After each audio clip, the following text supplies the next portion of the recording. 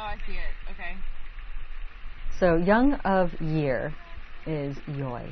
We call them yoi.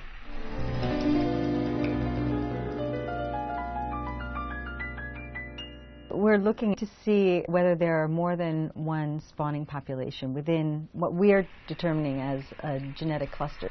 Do you see it? Up right above a rock. I found 5 genetic clusters, but if you look at the system more closely, perhaps there's more structure there than you see on the landscape level. So what I suspect is that the different locations for spawning might be different populations that are spawning. Well, there's 2. There were like 5. Well, now I only see 1. I'll come around this way. Maybe it'll scare it into you a little bit. To test that, what I'm doing is going out to different locations along the river and then collecting young of the year that have hatched out at that site. Fish tend to school together, so you can actually very easily get a scoopful of 30 fish. But those are not good for genetics because it could be one family that you're scooping up, and then you would bias your genetics. Do you see them? The way we're sampling is to go to one location like that where there's a lot of fish, but only take one from that location.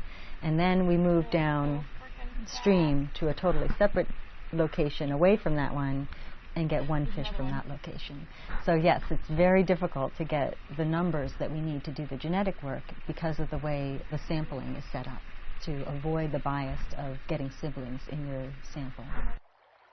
Just because adult fish are together doesn't mean that they're sharing genes. It doesn't mean that the adults are spawning together. They might be from multiple populations that are just feeding in the same location and overwintering in the same location, but not necessarily spawning at the same locations. Yeah! You got it! Sweet!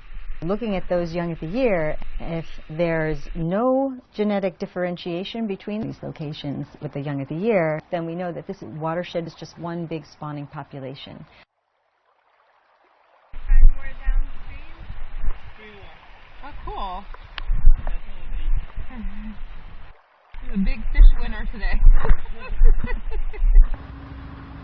If climate change is causing these dry zones to occur, they might block off the more risky venturing fish. So the ones that go far have a greater likelihood of getting trapped by a dry zone coming back to overwinter.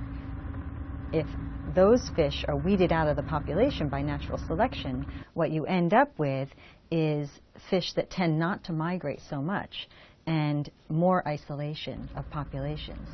That then has implications for the whole metapopulation, because the fish that are going to exchange genes with other populations and other watersheds are the ones that are going to be the travelers, the ones that are going to travel far to spawn.